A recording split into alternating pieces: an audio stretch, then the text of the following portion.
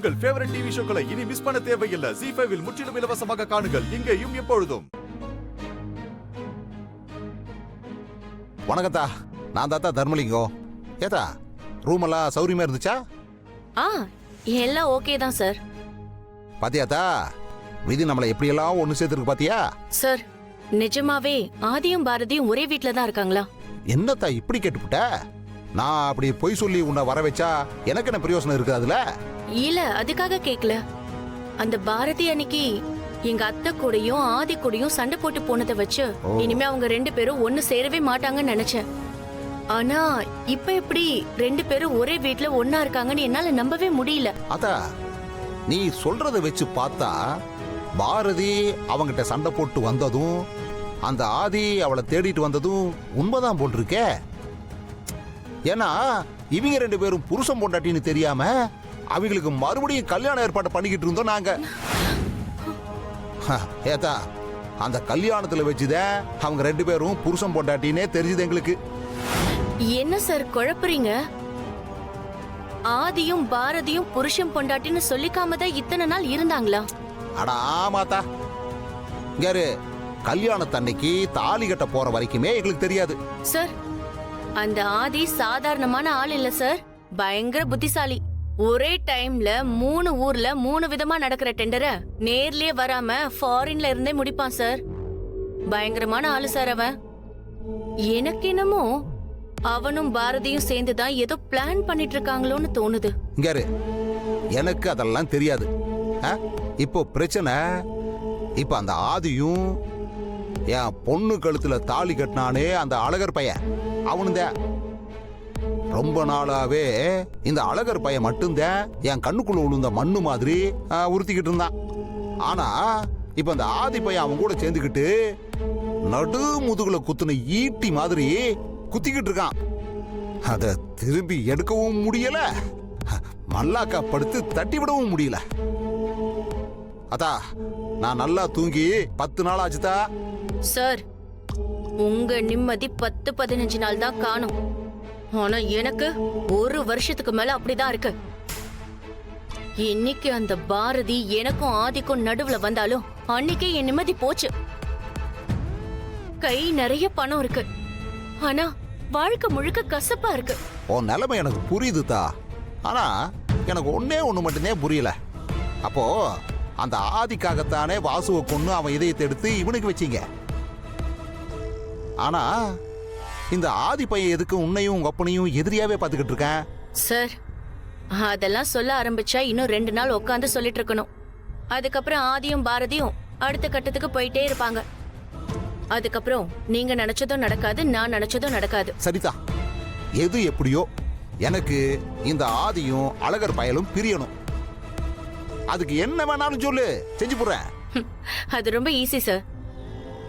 இன்னைக்கு நான் ஆடுற ஆட்டத்துல முதல்ல அந்த ஆதியும் பாரதியும் பிரிவாங்க. அதுக்கப்புறம் ஆதி கிட்ட இருந்து உங்க மருமகன் பிரிவாரு. ஆனா அதுக்கு நீங்களும் ஒரு விஷயம் பண்ணணும். என்ன பண்ணணும்னு சொல்லுதா, அதுக்காகத்தான் நான் காத்துக்கிட்டு இருக்கேன். சொல்றேன் சார். வாங்க ஆதி மாமா, எப்படி இருக்கீங்க? நல்லா இருக்கீங்களா?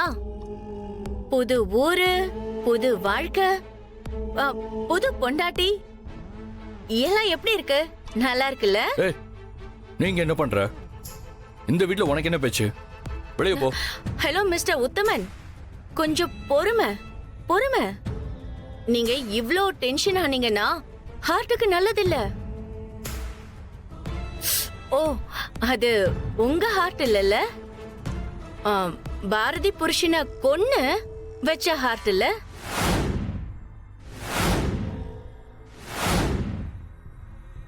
என்ன எங்க 2 பேருக்கும் நடுவுல பிரச்சனை பண்ணி விடலான்னு வந்திருக்கியா?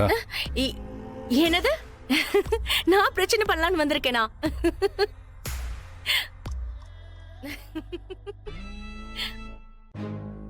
ரெண்டு பேரும் பிளான் பண்ணி இப்படி ஒரு திருட்டு வாழ்க்கைய வாழ்ந்துகிட்டு ஊரையே ஏமாத்திட்டு இருக்கீங்க.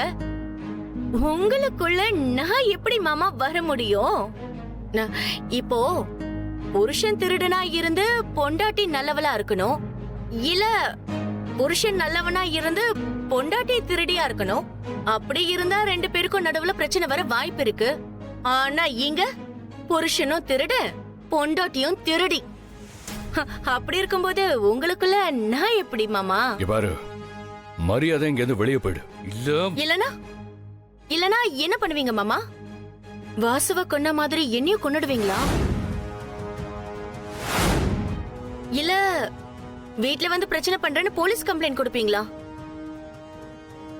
போலீஸ்க்கு போனீங்கன்னா என்ன நடந்துச்சுன்னு என்கிட்ட விசாரிப்பாங்க.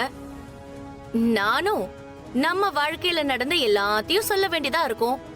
அப்புறம் அக்யூஸ் நம்பர் 1ல நீங்களும், அக்யூஸ் நம்பர் 2ல உங்க அம்மாவும் அரெஸ்ட் ஆவீங்க.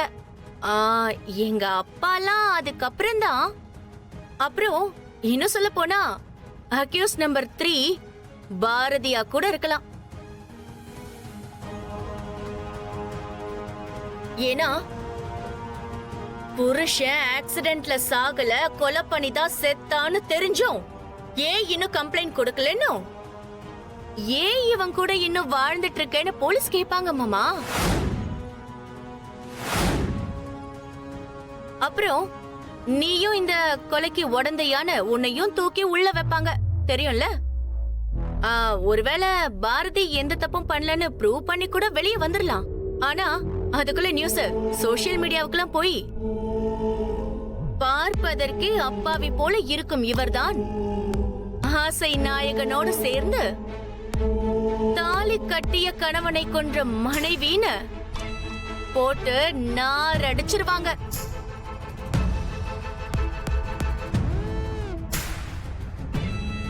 இப்ப நீ வெளியே போகல, அதே சோசியல் மீடியால நீ செத்துட்டேங்கிற நியூஸ் வரும், நான் உன்னை கொன்னுட்டேங்கிற நியூஸும் சேர்ந்து வரும்.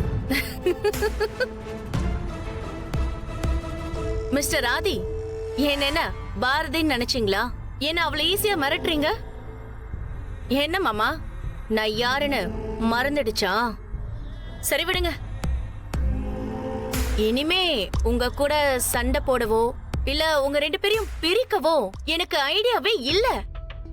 ஏன்னா நீங்க 2 பேரும் சேர்ந்துதான் எல்லாத்தையும் பக்காவா பிளான் பண்ணி செஞ்சுட்டு இங்க வந்து தனியா யாருக்கும் தெரியாம ஜாலியா வாழ்ந்துட்டு இருக்கீங்க. எனக்கு இந்த விஷயம் இப்பதான் தெரிஞ்சது. சோ இனிமே உங்க 2 பேரையும் பிரிக்கிறது ரொம்ப கஷ்டம். சரி பாரதி, அப்ப நான் கிளம்புறேன்.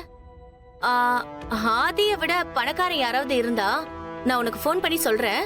அவனை எப்படி ஏமாத்தலான்னு எனக்கு பிளான் மட்டும் பண்ணி கொடு.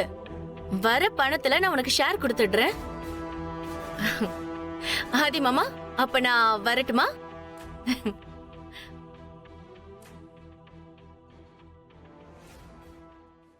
ஜீ5 ஆப்பை டவுன்லோட் செய்து அனைத்து எபிசோடுகளையும் இலவசமாக பாருங்க.